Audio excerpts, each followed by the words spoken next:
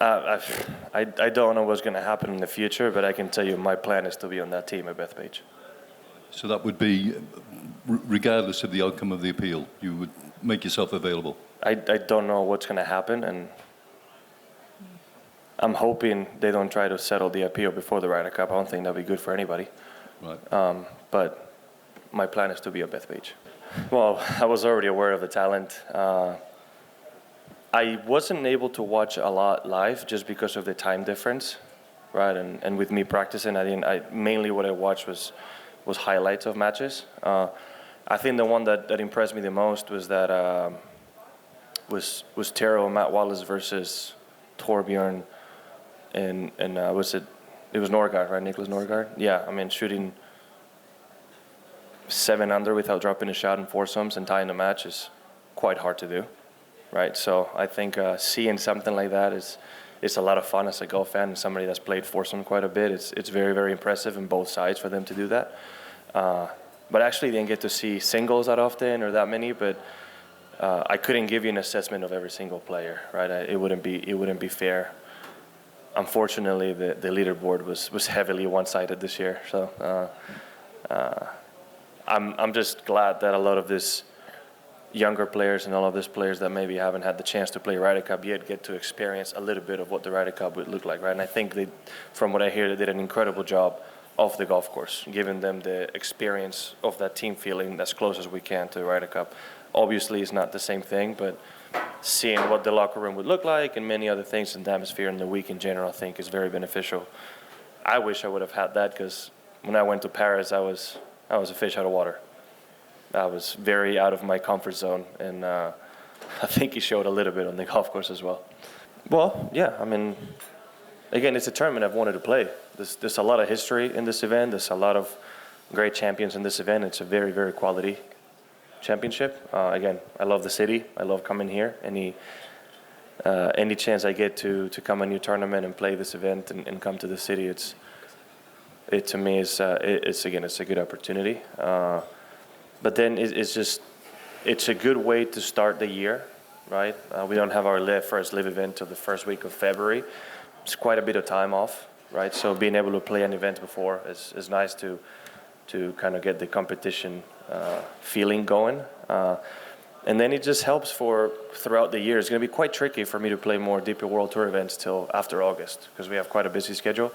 So it's nice to be able to play one early on and maybe not have to play too many after the Ryder Cup because it's just, towards the end of the year, it's always difficult to add them, right? So I never want to fall short and possibly lose my membership. So there's many reasons why this week was a really great choice for me in that sense. Yeah.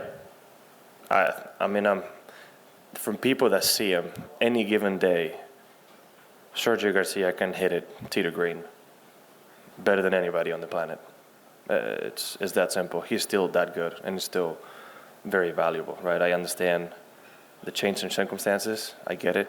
But at the end of the day, being Spanish and a friend and a mentor, I'm obviously going to be biased towards him. And I would love to see him in that team room, but who knows what's going to happen, right? I also understand that, we did an incredible job in that last Ryder Cup. We had, having a newer team and coming together and performing the way we did. So I believe there's a place for Sergio in there. I think there'll be a place for Sergio in the Ryder Cup any given time. It's just that the matter of time now is letting the golf clubs do the talking. It's hard to tell at this point. I think a lot of us would say that when that framework agreement was done over a year and a half ago, things would be further along at this point. And I truly don't know what goes on behind those closed doors, right? It's up to people much higher up than me. And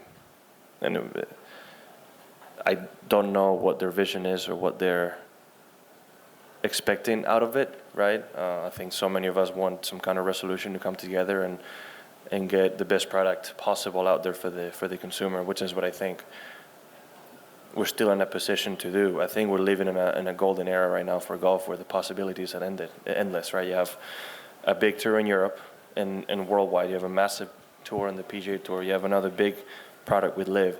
and now you even add in the TGL, right? When it comes to golf, the possibilities are there right now, and I think with the right minds put together, you can end up with a product, and I've been saying this all along, that could put golf in a different level in the world of sports. So I'm still hopeful that that can happen, and whatever it looks like, it will look whatever it looks like. But we're in that position nowadays to put golf in a higher level, and I hope that happens. I think I've expressed my opinions on the world ranking system before I even joined LIV. But they told us, they told me early on, I think even before I signed on the early conversations, that they were not going to pursue those discussions to the same level because they knew where it was directed, right? I think at this point, to not give LIV world ranking points and the credibility it deserves, I think is wrong. I think, listen, I understand we've all made a decision and it's not as easy as it sounds, but to say that LIV players don't deserve some spots in major championships, I think is wrong, and I hope that evolves into what it should be, right? I think Joaquin Niemann has done a good enough job for him to earn his way into majors without needing invites, right? I think he's played good enough. I think Taylor Gooch a couple of years ago played good enough to earn his way into majors. So I think there should be a way for us to qualify. And world ranking points, yeah, I think they need to figure something out because it's not fair for anybody in that sense. Jamie, we're going to wrap up with you. Sorry, John.